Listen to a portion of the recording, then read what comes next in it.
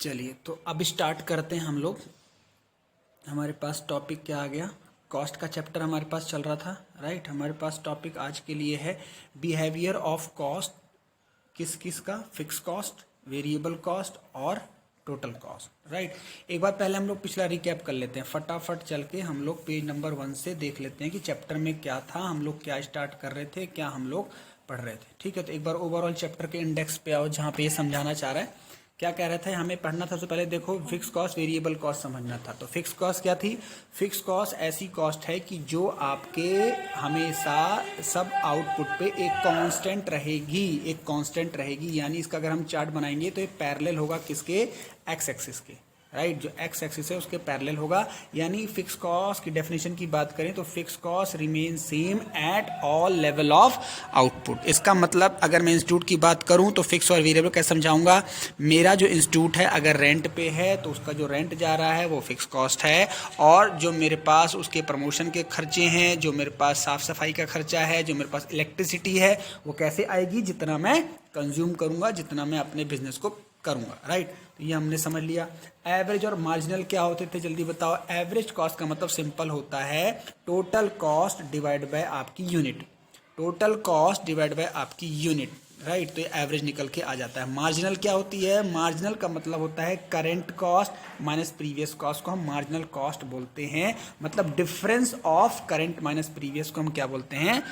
Marginal cost. इस पर discussion अभी हम करेंगे डिटेल से, राइट। तो ये हमने इस चैप्टर में बेसिकली हम लोगों को देखना था। तो पेज 1 में यही था। एक्सप्लिसिट इम्प्लिसिट कॉस्ट की अगर हम बात करें तो हमने क्या डिस्कस किया था इस पे। एक्सप्लिसिट इम्प्लिसिट की बात करें तो हम चार्ट से फटाफट इसको रिवाइज कर लेते हैं एक बार। देखो, it is the opportunity cost of purchasing inputs from the market. और इम्प्लिसिट कॉस्ट क्या है? एक्सप्लिसिट तो हमने देख लिया, it is the opportunity cost of using self owned inputs. मतलब अगर मैं अपने खुद के रिसोर्स का यूज करके कोई आउटपुट जनरेट करता हूं तो उसको हम क्या बोलेंगे? Implicit cost. और जो हम मार्केट से परचेज करके आउटपुट जनरेट करते हैं, इनपुट में जो पैसा खर्च होता है उसे हम क्या बोलते हैं? Explicit cost. जैसे मैं खुद मम्मी की स्वेटर बनी पहन लूं, जल्दी बताओ, मैं अपनी मम्मी की बनी स्वेटर बना के खरीद लूं तो वो क्या है? Implicit cost. और मार्केट में जाके स्वेटर खरीदूं तो वो क्या है? Explicit cost. चलो, उसके बाद हमारे पास क्या आता है? अपॉर्चुनिटी कॉस्ट का कॉन्सेप्ट। पेज नंबर है हमारे पास ये, this is page number 195। Opportunity cost को हमने कैसे समझा था जल्दी बताओ। अपॉर्चुनिटी कॉस्ट वो कॉस्ट होती है जब हम किसी एक चीज को पाने के लिए दूसरे का सेक्रीफाइस करते हैं, तो जो सेक्रीफाइस किया आपने वो पहले वाले के लिए अपॉर्चुनिटी कॉस्ट बनती है। जैसे ध्यान से सुनो, एक पढ़ा लिखा आदमी ऑफिस जा सकता है, वहां उसको सैलरी मिलेगी, लेकिन वो ऑफिस न जाके इंस्टीट्यूट में ज्वाइन करता है और वो पढ़ाता है अपने इंस्टीट्यूट में। तो ऑफिस न जाने की जो वो मिस कर रहा है सैलरी, वो इंस्टीट्यूट के एंगल से अपॉर्चुनिटी कॉस्ट है, राइट। तो डेफिनेशन देखो यहां पे कहता है opportunity cost refers to total sacrifice made in terms of implicit and explicit for producing given level of output. जो आप खुद का काम कर रहे हो किसी पाई हुई चीज को छोड़ के, उसे हम अपॉर्चुनिटी कॉस्ट बोलते हैं। और उसमें दोनों चीज जुड़ी हुई हैं, चाहे वो एक्सप्लिसिट हो या इम्प्लिसिट, राइट। ओके, अब हम लोग बात करते हैं दो चीजें की। शॉर्ट टर्म कॉस्ट होती हैं और एक लॉन्ग रन कॉस्ट होती हैं। शॉर्ट टर्म कॉस्ट वो होती हैं जो शॉर्ट पीरियड के लिए होती हैं। अगर हम बात करें तो विद इन अ पीरियड हमारे पास 2 पीरियड है। मान लीजिए 12 मंथ का अगर एवरेज टाइम लें तो 12 महीने से ऊपर को हम नॉर्मली क्या मानते हैं? Long term period. 12 महीने के अंदर जो हमारी कॉस्ट इनकर्ड होती है उसे हम क्या मानते हैं? Short term period. तो यहाँ पे एक फॉर्मूला आपको याद रखना है, टोटल कॉस्ट हमेशा क्या होगी? Total fix cost plus total variable cost. इसको हम अभी चार्ट से देखेंगे। तो 3 चीजें यहां पे हम लोग समझ सकते हैं। पहले टोटल कॉस्ट क्या होती है? सारी कॉस्ट जो अभी आप इनकर्ड करते हो, सारी बोले तो वेरिएबल और फिक्स। टोटल फिक्स कॉस्ट क्या होगी? सिर्फ फिक्स कॉस्ट का टोटल। जैसे मैं बात करूं इंस्टीट्यूट के लिए रेंट। टोटल वेरिएबल कॉस्ट क्या होगी? जो फिक्स है उसको छोड़ के सारी वेरिएबल है, ऐसे समझ सकते हो आप। जो आपको आपके गिवन आउटपुट के हिसाब से आपको खर्च करनी पड़ती है, जो एक्टिविटी के हिसाब से खर्च करनी पड़ती है, वो आपकी क्या है? वेरिएबल कॉस्ट है, राइट। चलिए आगे चलते हैं। ये तो हमारा रिवीजन चल रहा है, इसमें हम ज़्यादा टाइम नहीं लगाएंगे। एक बार आप चार्ट देख लो। टोटल फिक्स कॉस्ट का देखो कैसे बनता है, पैरेलल टू एक्स एक्सिस बनता है। कैसे बनता है, पैरेलल टू एक्सिस। ये आपका एक्स एक्सिस है, इसके पैरेलल एक लाइन जा रही है, this is called total fix cost. और ये चार्ट किस पेज पे है, 196। क्लियर। चलो आगे चलें। उसके बाद वेरिएबल कॉस्ट की हमने बात कर ली। एक बार इसका चार्ट देख लो आप, पेज नंबर दिस इज 198 पे एक बार आप देख लो। वेरिएबल कॉस्ट का चार्ट कैसे बनेगा, जीरो से शुरू होगा और कैसे जाएगा, अपवर्ड जाएगा। अपवर्ड बोले तो अपवर्ड मतलब जैसे जैसे आपका आउटपुट बढ़ेगा वैसे वैसे आपकी वेरिएबल कॉस्ट बढ़ती चली जाएगी। तो कहना इसे कि सप्लाई कर्व की तरह है ये, हाँ सप्लाई कर्व की तरह है, बट सप्लाई कर्व नहीं है। क्यों, सप्लाई कर्व जीरो से शुरू नहीं होता, जीरो से शुरू नहीं होता, ये जीरो से शुरू है, राइट। चलो आगे चलते हैं। ये फिक्स कॉस्ट वेरिएबल कॉस्ट आप देख लेना। अब हम लोग आज की क्लास स्टार्ट करते हैं, जो हमारा आज का टॉपिक है behaviour of fix cost, variable cost, total cost. अब हम सबको एक ही चार्ट में समझते हैं, राइट। अभी हमने इंडिपेंडेंट सबको देखा, अब आप इस टेबल को देखो। ये मैं मान के चलता हूं, ये टेबल हमारे पास, हम कुछ भी अज्यूम करते हैं, एग्जाम में कुछ भी आप कर लो, ऐसा नहीं है वैल्यू भी याद करनी है। जैसे आउटपुट तो जीरो से स्टार्ट होगा हमेशा, जब बिजनेस शुरू होगा तो स्टूडेंट एक भी नहीं होंगे मान के चलो। ये अब आप कोई फैक्ट्री खोलोगे तो जीरो से बनाना शुरू करो, जीरो से 1 2 3 4 5 6 आप 5 तक एग्जाम में लेंगे, ज्यादा बड़ा आपको नहीं शो करना। ये मैंने आउटपुट बढ़ाया। अब मुझे याद ये रखना है कि सर ने बताया था फिक्स कॉस्ट रिमेन सेम रहती है, तो फिक्स कॉस्ट आप 10 ले लो, 5 ले लो, 20 ले लो, आप अपने कंफर्ट जोन के हिसाब से ले लो। वेरिएबल कॉस्ट सर ने क्या समझाया था अभी बताओ, वेरिएबल कॉस्ट आपको बढ़ा के लेनी है, तो जीरो लेवल पे तो जीरो होगी, मैं कुछ भी काम नहीं कर, वेरिएबल कॉस्ट जीरो, फिर उसको थोड़ा थोड़ा बढ़ाओ। 10 लिया मैंने, 18 लिया, फिर 24 लिया, फिर 28 लिया, फिर 32 लिया। इसका मतलब 4 का मार्जिन, कभी कभी 8 का मार्जिन लेके बढ़ा रहा हूं। यहां पे भी वैल्यू आप कुछ भी ले सकते हो, बस थोड़ा सा बढ़ा के लेना है, ठीक है। अब टोटल कॉस्ट को आपको फॉर्मूला लगा देना है। कैसे लगा रहे हो आप, fix cost plus variable cost, तो 10 प्लस 0 10, नेक्स्ट लेवल पे देखो 10 प्लस 10 20, 10 प्लस 18 28, इस तरीके से बन जाएगा डायग्राम। सॉरी, ये तो हमने टेबल बनाई, अब इसी को आप डायग्राम में रिप्रेजेंट कर दो।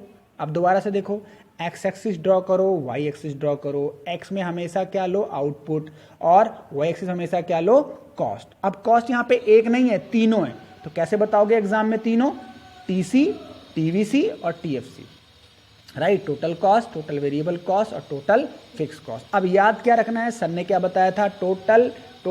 अब यहाँ पे हमें फिक्स कॉस्ट नहीं लिखना, अब हमें लिखना है total fix cost. Fix cost नहीं लिखना, टोटल फिक्स कॉस्ट। तो ये मैंने क्या बताया था, हमेशा किसके पैरेलल, एक्स एक्सिस के पैरेलल एक लाइन होगी। शुरुआत कहाँ से हो रही है, 10 से। 10 कहाँ से आया, जो ऊपर हमने टेबल पढ़ी, एक बात। दूसरी बात, वेरिएबल कॉस्ट की बात बताओ, ये वेरिएबल कॉस्ट ही है, बट टी लगा दिया है मैंने। टोटल वेरिएबल कॉस्ट शुरुआत कहाँ से होगी, जीरो से, और ये अपवर्ड जाएगा, अपवर्ड जाएगा इस तरीके से। क्लियर ये भी।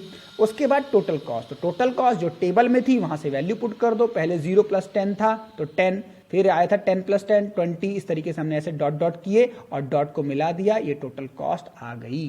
क्लियर, चलिए ये भी हमने पढ़ लिया। अब हम आगे देखते हैं इस इंपॉर्टेंट फॉर्मूलाज की तरफ। अब आ जाओ आप एवरेज कॉस्ट, जो मैंने आपको बताया था। एवरेज कॉस्ट कुछ नहीं है, टोटल कॉस्ट को डिवाइड कर दो आप गिवन लेवल ऑफ आउटपुट, जो भी आप क्वांटिटी प्रोड्यूस करते हो। फॉर एग्जांपल मान के चलो आपका टोटल कॉस्ट है एक गिवन लेवल ऑफ आउटपुट में, मान लीजिए 50, ठीक है, और आप आउटपुट है 10, तो फॉर्मूला क्या हो गया, टोटल कॉस्ट डिवाइड बाय 50, है ना। तो फॉर्मूला लगा दो, total cost divide by quantity. जैसे इसमें एग्जांपल क्या लिया हुआ है, 48 को ले लिया, टोटल कॉस्ट यूनिट ले ली 6, तो डिवाइड कर दिया, तो आपकी एवरेज कॉस्ट आ गई 8, राइट। एवरेज कॉस्ट की मीनिंग क्या लिखा हुआ है देखो, average cost is the cost per unit of output. Per unit मतलब 10 बच्चों को पढ़ाता हूं तो 20,000 रुपए खर्च हो रहे हैं, तो एक बच्चे के ऊपर कितने हो रहे हैं बताओ, एक बच्चे के ऊपर कितने हो रहे हैं, 20,000 डिवाइड बाय 10। तो यानी मीनिंग देखो अब क्या लिखा है, average cost is the cost per unit of output produce, it is also called unit cost of production. एक यूनिट का खर्चा कितना है, राइट। चलो अब इसी को अगर जो मैंने पीछे टेबल बताई थी वहीं से आप आउटपुट उठा लो, अगली टेबल जो बना रहे हो वहीं से टोटल कॉस्ट चलो समझाने के लिए, और एवरेज कॉस्ट के लिए हर लेवल को फॉर्मूला लगा दो। जैसे पहले लेवल में क्या करोगे आप, टोटल कॉस्ट 10 है डिवाइड बाय 0, तो ये क्या हो गया इन्फिनिटी, जीरो से किसी भी चीज को जीरो से डिवाइड करोगे तो आंसर इन्फिनिटी आता है, ये मैथमेटिक्स है। 20 divide by 1 20, 28 divide by 3 28 divide by 2 क्या आ जाएगा 14, 34 डिवाइड बाय 3 11.3। तो इस तरीके से हमारा एवरेज कॉस्ट निकल गया। नेक्स्ट फॉर्मूले पे आ जाओ।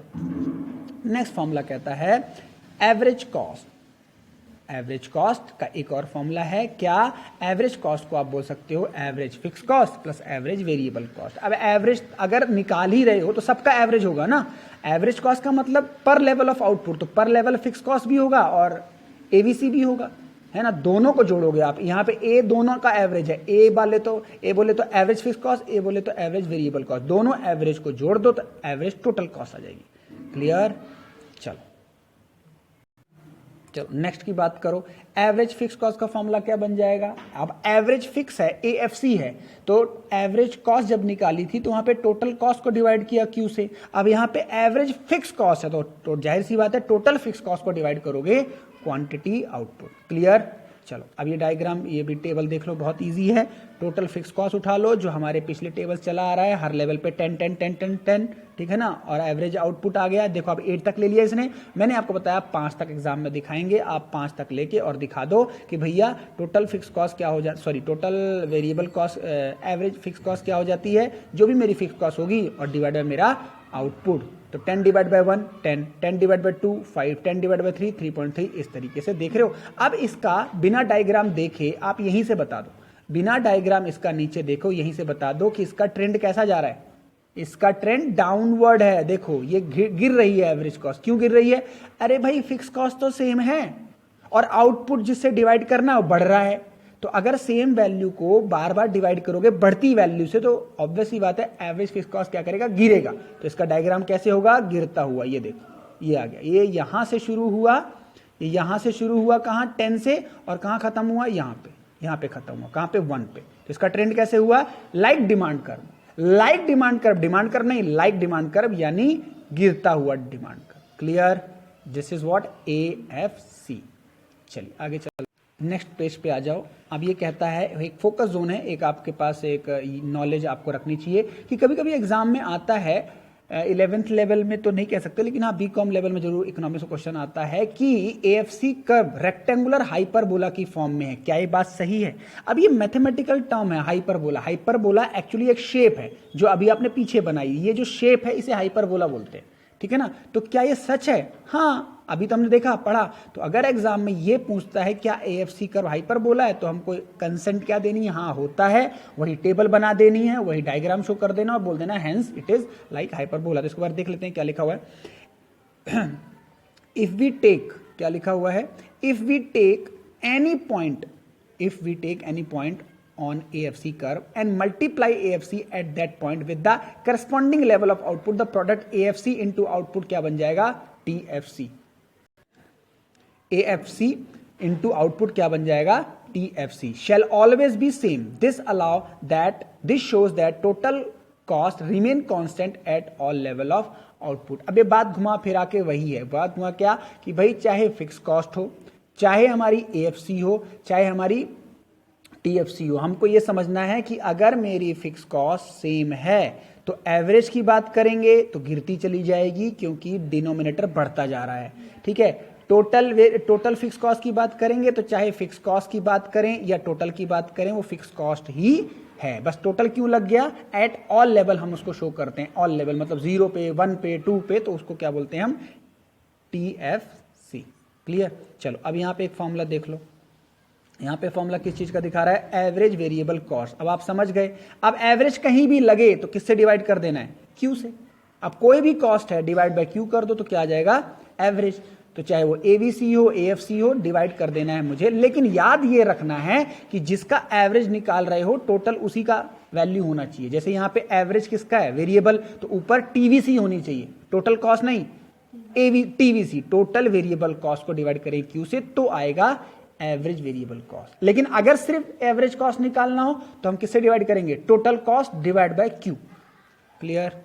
चलो अब ये डायग्राम देखो, डायग्राम नहीं टेबल देखो। अब आप टेबल क्या देख रही है, वही दिखा रहा है आपको आउटपुट। अब देखो 8 तक किया हुआ है। मैं बार बार बोल रहा हूँ, एग्जाम में इतना टाइम नहीं है कि आप बड़ा शो करो, आपको थ्योरी भी लिखनी है, आपको टेबल भी बनानी है और आपको डायग्राम भी देना है। तो आपको बड़े दिमाग से काम करना है। 5 तक हम लेके चलेंगे। तो आउटपुट बढ़ाना है आपको, बात क्लियर। अब यहाँ पे लिखा हुआ है टोटल वेरिएबल कॉस्ट। अब आपको ये दिमाग में रखना है कि सर ने समझाया था टोटल वेरिएबल कॉस्ट बढ़ेगी, fix cost remain same, variable cost बढ़ेगी। तो टोटल हम यहाँ पे जब लेंगे तो थोड़ा सा बढ़ा के लेंगे, 10, 18, 24, 28, 32, थोड़ा सा बढ़ते क्रम में ले लेंगे। और एवरेज वेरिएबल कॉस्ट का फॉर्मूला है क्या, total variable cost divide by Q. तो फर्स्ट पे 10 divide by 1 10, 18 divide by 2 9, 24 divide by 3 8। इस तरीके से हम लोग प्रोसीड करेंगे, राइट। अब इसका आप डायग्रामेटिकल प्रेजेंटेशन देखो। थोड़ा सा आपको डायग्राम मुश्किल लग रहा है, इस बुक में इसने मुश्किल बना दिया है, इतना मुश्किल है नहीं। इसने मुश्किल क्यों बना दिया है, इसने बस हर चीज को दिखाया है। दिखाया मतलब इसने हर पॉइंट को दिखाया। क्या दिखाया है कि वन लेवल ऑफ आउटपुट पे कितना आपकी एवरेज वेरिएबल कॉस्ट आई, 9। ये कहां से आया, ये जो पीछे आपने टेबल करी वहीं से वैल्यू उठाई है इसने।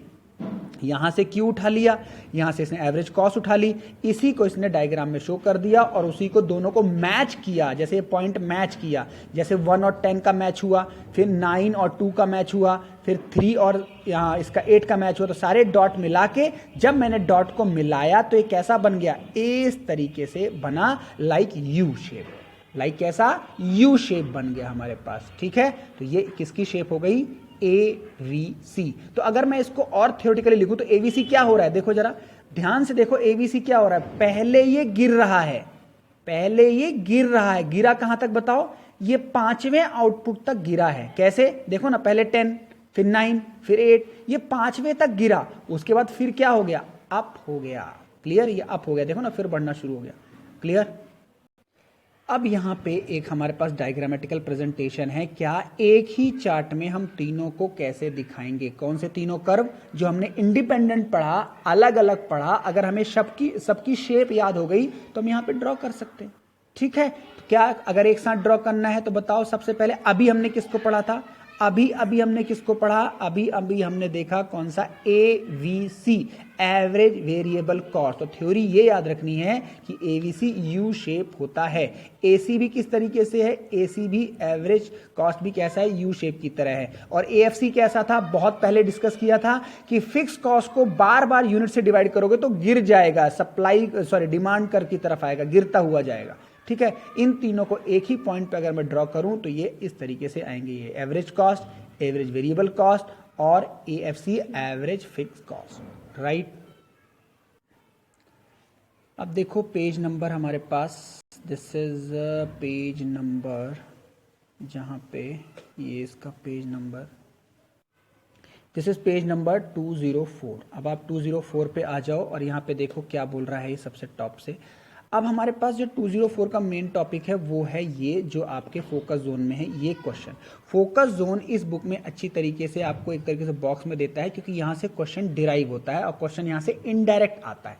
जैसे क्वेश्चन पूछ रहा है short run average cost is U shape, explain, यही क्वेश्चन आ जाएगा। और क्वेश्चन का आंसर बड़ा सिंपल है, ये एक तरीके से ये क्या है, पूरा एक तरीके से क्रक्स है पूरे चैप्टर का। तो इस तरीके से फोकस जोन में ये बुक में देता है कि आप यहाँ पे ध्यान से सुनो कि जिस एंगल से आप पढ़ते जा रहे हो, एंगल वो नहीं होगा एग्जामिनर का, वो थोड़ा सा आपसे ट्रिकी क्वेश्चन पूछेगा जो उसी चैप्टर से है। तो ये पूछ रहा है जितनी हमने शॉर्ट टर्म में पढ़ी कॉस्ट, जैसे शॉर्ट टर्म एवरेज कॉस्ट पढ़ी, ये यू शेप होती है, क्या ये सही है? हाँ, अभी तो देखा हमने यू शेप होती है। तो इसको आप सेटिस्फैक्टरी आंसर दे दो जो यहाँ पे लिखा हुआ है। क्या लिखा है?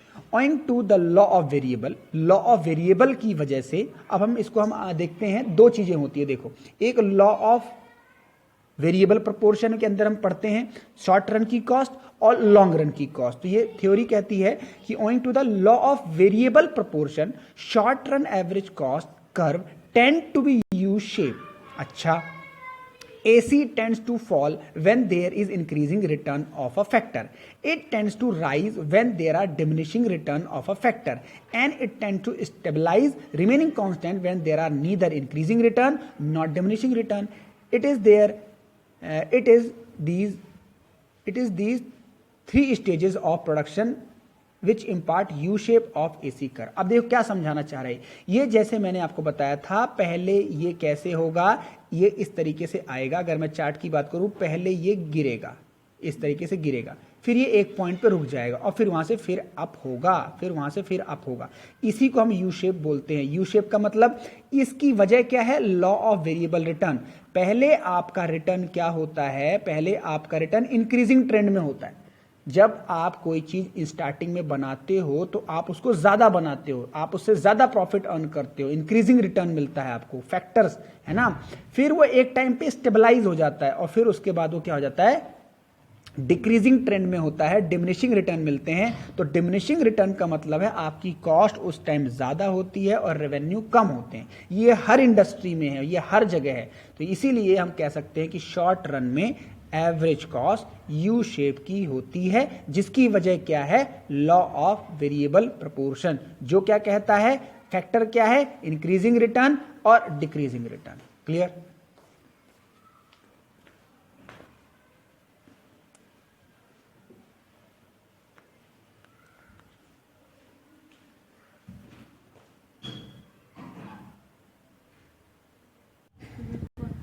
चलिए अब हम लोग देखते हैं मार्जिनल कॉस्ट का कॉन्सेप्ट। पेज नंबर ये है हमारे पास 205, राइट। मार्जिनल के कॉन्सेप्ट पे आ गए। अभी तक हमने क्या पढ़ा, जल्दी से रिकॉल करो। अभी हमने सारी कॉस्ट पढ़ी, independent, fix cost, variable cost, explicit cost, implicit cost, opportunity cost. अब हमारे पास कॉन्सेप्ट आ गया मार्जिनल कॉस्ट का। मार्जिनल मैंने क्या बताया था, करंट में जहां आप हो जितनी कॉस्ट इनकर्ड हो रही है माइनस प्रीवियस वन। तो ये फॉर्मूला हमारे पास है, ये MCN is equal to TCN minus TCN minus 1। N क्या है, आपकी पोजीशन है, अभी करंट पोजीशन N और माइनस TN माइनस 1 पिछली पोजीशन। तो N क्या है आपका, जिस करंट लेवल ऑफ आउटपुट में आप प्रोडक्शन कर रहे हो। तो करंट लेवल ऑफ प्रोडक्शन पे कितनी कॉस्ट आ रही है माइनस पिछले में कितनी आ रही थी, इंक्रीमेंट कितना हुआ कॉस्ट में, उसी को हम क्या बोलेंगे,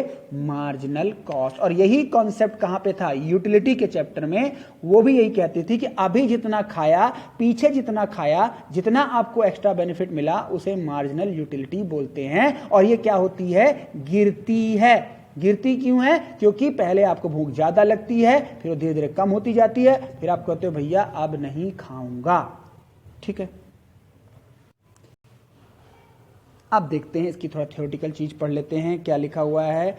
हम पढ़ेंगे ऊपर वाली meaning. Marginal cost is the change in total cost when the additional unit of output is produced. Marginal cost क्या है, चेंज है, दो का चेंज है, एडिशनल यूनिट आपने प्रोड्यूस करी। भैया पहले मैं 10 बच्चे पढ़ाता था, आज मैं 20 बच्चे पढ़ा रहा हूं, उस 20 बच्चों की जो छलांग लगी है, तो मुझे अब 10 चेयर से काम नहीं चल रहा, 20 चेयर रखनी पड़ रही है, 10 नहीं लेनी पड़ी, 1000 रुपए एक्स्ट्रा खर्च हो गए, ये मेरी मार्जिनल कॉस्ट है। चलिए आगे बढ़ते हैं। अब हम लोग इसको डायग्राम के लिए पहले हम टेबल से समझते हैं। ठीक है, टेबल बनाने के लिए I am still recalling you कि आप 5 तक डेटा लेंगे, ज्यादा बड़ा डेटा एग्जाम में नहीं लेना आपको। क्लियर? चलो अगर मैं आउटपुट की बात करूं तो कैसे बनाओगे, आउटपुट 0 से शुरू करोगे और उसको एक एक बढ़ाओगे। टोटल फिक्स कॉस्ट क्या होगी, जल्दी बताओ, मेरे आगे बोलो। रिमेन सेम, 10 ले लो, 5 ले लो, 20 ले लो, आप अपने हिसाब से देख लो। टोटल वेरिएबल कॉस्ट क्या होती है, बढ़ेगी, आपको ये ध्यान रखना है, बढ़ेगी। आप इसकी वैल्यू कुछ भी लो, 0 शुरू करना है और बढ़ाते चले जाना है। टोटल कॉस्ट का फॉर्मूला बताया था मैंने, जल्दी रिकॉल करो। टोटल फिक्स कॉस्ट को और टोटल वेरिएबल कॉस्ट को ऐड कर दो, आपका क्या आ जाएगा, टोटल कॉस्ट। जैसे यहाँ पे 10 प्लस 0 10, 10 प्लस 10 20, 10 प्लस 18 28। क्लियर? आगे उसके बाद हमारे पास आता है मार्जिनल कॉस्ट। अब आप ध्यान से देखो, मार्जिनल कॉस्ट का मतलब, जैसे अभी आप 0 की बात कर रहे हो, तो 0 पे आप, मैंने बताया था current minus previous, current minus previous. तो भाई पहले पे तो आप निकाल ही नहीं सकते, यहां पे डैश है, इस पहली वैल्यू क्या है, डैश। डैश का मतलब मैं नहीं निकाल सकता, क्योंकि मुझे दोनों वैल्यू चाहिए, करंट और प्रीवियस। तो यहां पे 0 लेवल पे तो मैं कुछ प्रोड्यूस ही नहीं कर रहा। तो जब मैंने अभी खाना शुरू ही नहीं किया तो मार्जिनल कैसे बता दूं, मैं तो जब आप मुझे रोटी पहली वाली दोगे तब बताऊंगा ना, अब थोड़ा भूख में राहत आई। तो मार्जिनल के लिए मुझे करंट प्रीवियस चाहिए, तो पहले में क्या हो जाएगा, डैश। अब देखो सेकंड कैसे, मैंने बताया, कैसे बताया था मैंने, जैसे ही आपने प्रोडक्शन शुरू किया, माइनस पिछला। तो जैसे ही आपने प्रोडक्शन शुरू किया पहला, तो कितना टोटल कॉस्ट हुई, बताओ कितना हुई, 20। टोटल कॉस्ट को देखना है, टोटल कॉस्ट को। तो जैसे ही आपने पहला प्रोड्यूस किया तो टोटल कॉस्ट कितनी आई, 20, और पीछे कितनी थी, 10। तो 20 माइनस 10, 10। ये हो गई आपकी मार्जिनल कॉस्ट। दोबारा देखो, जैसे ही आपने पहली यूनिट प्रोड्यूस करी तो आपकी टोटल कॉस्ट हो गई 20, पीछे कितनी थी, 0 पे 10, डिफरेंस कितना हुआ, 10। तो डिफरेंस कैसे निकाला, करंट माइनस प्रीवियस, 20 माइनस 10, ये हो गया 10। क्लियर। चलो आगे देखते हैं सेकंड लेवल ऑफ आउटपुट पे। सेकंड पे कैसे देखेंगे जल्दी बताओ। सेकंड को बताने के लिए, एमसी को बताने के लिए टीसी को देखो। टीसी सेकंड में कितना है, 28, पीछे कितना था, 20, डिफरेंस कितना है, 8। तो फॉर्मूला वही लग रहा है ना, करंट एन क्या है, 28, n माइनस 1 पीछे 20, तो क्या डिफरेंस है, 8। अगला देखो, थर्ड पे ये देखो टोटल कॉस्ट कितनी है, 34, पीछे कितनी थी, 28, डिफरेंस कितना, 6। इस तरीके से आप एमसी निकाल लोगे। Very clear. चल अब अगर हम बात करें मार्जिनल कॉस्ट का, जो हमारे पास ये डेटा है, जो हमने अभी वैल्यूज निकाली, तो उसका जरा आप ये बताओ, इंक्रीजिंग ट्रेंड है, डिक्रीजिंग ट्रेंड है, या पैरेलल है, क्या बात पता चलती है आपको, जल्दी बताओ। 10 था, 8 हुआ, 6 हुआ, 4 हुआ, 4 हुआ, 6 हुआ, 8 हुआ। तो जरा ध्यान से देखो, ध्यान से एनालिसिस करो। बिफोर हम अपना इसका चार्ट डायरेक्टली देख लें, तो यहीं से हम देख लेते हैं इसका ट्रेंड क्या है। देखो पहले 10 हुआ, फिर 8, फिर 6, फिर 4 के बाद फिर 4। इसका मतलब पहले ये गिरा, फिर 4 पे रुका, और फिर 4 से क्या हो रहा है, 6, 8, 16, यानी ये भी यू शेप जाएगा। कैसे जाएगा, यू शेप। तो जरा देख लो इसका डायग्राम कैसे आ रहा है, ये देखो यू शेप। समझ में आ रहा है बात, वेरी क्लियर। तो ये भी यू शेप जा रहा है, राइट। अच्छा, नेक्स्ट पेज पे एक एनालिसिस है, छोटी सी बात है, 206 पेज पे। ये क्या कह रहा है, MC is variable cost only. ये बात सही भी तो है कि मार्जिनल कॉस्ट जो है वो तो एक्चुअली में है ही वेरिएबल। मतलब मार्जिनल कॉस्ट जो बढ़ रही है, जो इंक्रीमेंट हो रहा है, वो एक्चुअली में बढ़ क्या रहा है, वेरिएबल ही तो बढ़ रही है, फिक्स थोड़ा ना बढ़ेगी। भाई मैंने अभी जो खर्चा किया, पीछे जो खर्चा था, जो डिफरेंस खर्चा आ रहा है, वो किस चीज का खर्चा है, वेरिएबल बढ़ रहा है, फिक्स तो रिमेन सेम है। तो यानी एमसी में जो इंक्रीमेंट देखने को मिल रहा है वो क्या है, वेरिएबल पार्ट है। यही चीज यहां पे इसने कंफर्म कर दी। तो एक इसने छोटा सा फॉर्मूला बता दिया, क्या कि sigma MC is equal to TVC ही है। Sigma MC is equal to TVC ही है, यानी मैं सारे एमसी को जोड़ दूं तो किसके बराबर हो जाएगा, टोटल वेरिएबल कॉस्ट के बराबर। अब बात भी ठीक है, क्लियर। चलो नाउ टॉपिक हमारे पास आ गया, relationship between average and marginal and total cost. Clear. अब अगर हमने सारी थ्योरी इंडिपेंडेंट तरीके से समझ ली तो इसमें भी कोई प्रॉब्लम नहीं आएगी। अगर आप इस टॉपिक को डायरेक्ट पढ़ोगे, जैसे मान लो कल आपका एग्जाम है और आपने कॉन्सेप्ट नहीं समझा और डायरेक्टली इस क्वेश्चन पढ़ो, डेफिनेटली आपको समझ में नहीं आएगा। लेकिन अब समझ में आ जाएगा कि अगर हमने इंडिपेंडेंट देख लिया, इंडिपेंडेंट सबका टेबल देख ली, चार्ट देख लिया, तो अब एक साथ पढ़ने में क्या दिक्कत है कि तीनों में रिलेशन क्या है, एवरेज का मार्जिनल से, मार्जिनल का टोटल से, टोटल का एवरेज से, टोटल का मार्जिनल से। ठीक है, चलो देखते हैं इसको। तो एक हम लोग पहले टेबल बनाते हैं, फिर चार्ट बना लेंगे और पता चल जाएगा तीनों में रिलेशन क्या है। फटाफट देख लो इस शेड्यूल को। 0 से लेके 8 तक मैंने आउटपुट ले लिया, यस। टोटल कॉस्ट, अब देखो ध्यान से, मैंने सीधा टोटल कॉस्ट ले लिया यहाँ पे, यानी वेरिएबल और फिक्स यहाँ पे नहीं दिखाया। तो टोटल कॉस्ट क्या होगी जल्दी बताओ, बढ़ती चली जाएगी क्योंकि इसमें वेरिएबल एलिमेंट जुड़ा हुआ है। तो 10 से शुरू होकर 72 तक चलेगी, बढ़ाते चले गए हम लोग। अब दोनों का लगाओ फॉर्मूला, एवरेज का भी और मार्जिनल का भी, जो आपको मैंने पीछे बता दिया। एवरेज कॉस्ट का क्या फॉर्मूला बताया, टीसी माइनस आउटपुट। तो पहले क्या करोगे, 10 को डिवाइड बाय 0 तो इन्फिनिटी आ जाएगा, फिर 20 को डिवाइड बाय 1 तो 20 आ जाएगा, 28 को डिवाइड बाय 2 14 आ जाएगा। अब एमसी कैसे निकालो जल्दी बताओ, करंट माइनस प्रीवियस। तो 0 पे मैं हूं, पीछे कुछ नहीं था तो डैश। अब 2 पे मैं 1 पे आ गया, 1 प्रोड्यूस किया तो टोटल कॉस्ट कितनी आई 20, पीछे कितनी आई थी, पीछे कितनी आई थी 10, है ना। टोटल कॉस्ट में देखना है, टोटल कॉस्ट के चार्ट में देखना है। 1 पे आई 20, 0 पे आई थी 10, तो डिफरेंस कितना हुआ 10। अभी हमें दिखा था, ये हमारे पास एमसी का आ गया।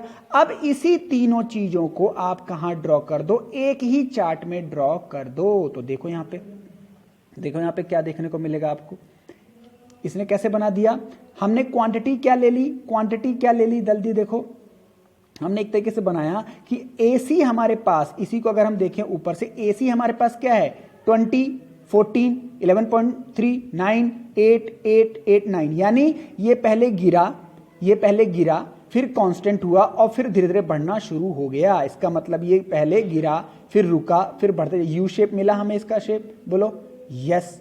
MC कैसे हुआ 10, फिर 8, फिर 6, फिर 4, फिर 6, यानी ये किस तरीके से, एक सिस्टमैटिक तरीके से पहले गिरा फिर सिस्टमैटिकली रुका और फिर ये बढ़ना शुरू हो गया। तो MC किस तरीके से, ये भी यू शेप बना। दोनों का इंटरेक्शन कहीं पे हुआ था क्या, एक बार शेड्यूल देखो, ऊपर शेड्यूल देखो, क्या कोई ऐसा पॉइंट था जहां पे दोनों सेम हो, यस। यहां पे देखो 8 जहां पे वैल्यू, यानी 7 एक ऐसा आउटपुट है जहां पे मेरी AC क्या हो गई थी MC के बराबर। तो जब मैं डायग्राम ड्रॉ करूं तो मुझे ध्यान रखना है कि एक जगह दोनों का इंटरसेक्शन दिखाना है। क्लियर। अब यहां पे फर्स्ट पॉइंट देखो क्या कहता है, when AC falls MC lower than AC। क्या ये बात सही है, क्या हम थ्योरी सही लिखने जा रहे हैं, एक बार चेक कर लेते हैं हम लोग कि ये कह रहा है कि when AC falls MC lower than AC। जरा देखो जरा, AC जब गिरेगा तो MC AC से भी कम होगा। क्या देख लो जरा, देखो AC कहां गिर रहा है, AC 20, 14, 11.3, 9 गिर ही तो रहा है। और MC जरा देखो, MC 10, 8, 6, क्या MC का हर रेट AC से कम है, हाँ बिल्कुल कम है। देख लो 20 है तो ये 10 है, वो 14 है तो ये 8 है, ये 11.3 है तो 6 है, बिल्कुल बात ठीक है। यानी ये पहला जो पॉइंट है बिल्कुल ठीक है। क्या, तो हम पहला कंक्लूजन लिखेंगे कि when AC falls MC is lower than AC। अब दूसरी बात पे आ जाओ। अब ये दूसरी बात क्या कहता है, when AC rises MC is greater than AC। यानी हर तरीके से जिद कौन कर रहा है, MC। हर तरीके से जिद कौन कर रहा है, MC। AC तू अगर बढ़ेगा तो मैं बढ़ूंगा तुझसे ज्यादा। फिर वो कहता है AC अगर तू गिरेगा तो मैं भी गिरूंगा तुझसे ज्यादा। तो हर लेवल पे क्या है, ये ध्यान रखना है कि when AC rises MC greater than AC and when AC decreases MC का जो गिरने का रेट है वो उससे ज्यादा है। क्लियर। अब दोनों का जो इंटरसेक्शन पॉइंट है वो क्या है, lowest point. MC cuts AC at its lowest point, यानी MC AC को वहां काटता है जहां पे AC सबसे कम है, क्योंकि वहां से फिर AC क्या करता है, पिक करता है, वहां से बढ़ना शुरू हो जाता है। क्लियर। चलो, इस तरीके से हमारा ये रिलेशनशिप भी हो गया। इस तरीके से हमने इसको देख लिया। अगर हम इसको एक डायग्राम की तरफ देखें जो इसमें फोकस जोन में बना हुआ है, तो देखो कैसे बता रहा है, इंटरसेक्शन पॉइंट को ये दिखा रहा है कि एक ऐसी पॉइंट आएगी जहां पे दोनों क्या करेंगे, इंटरसेक्ट करेंगे। अगर इसके लेफ्ट पोर्शन तरफ देखें तो बताओ यहां पे कौन बड़ा है, जल्दी से बताओ। यहां पे ABC बड़ा है, MC छोटा है। मैंने बताया ना कि हमेशा कौन सुपरसीड करेगा। देखो यहां पे क्या कह रहा है, पहले पॉइंट में कह रहा है कि जैसे वो गिरेगा तो कौन हमेशा बड़ा रहेगा, MC बोलेगा अगर तुम ज्यादा गिरोगे तो मैं तुमसे ज्यादा गिर जाऊंगा। यानी हमेशा कौन रहेगा, यहां पे MC ज्यादा तेजी से गिर रहा है, मतलब MC छोटा है। MC छोटा है, अगर तुम ज्यादा गिरे हुए, तुम्हारी वैल्यू ज्यादा कम है, तो ABC बड़ा हुआ।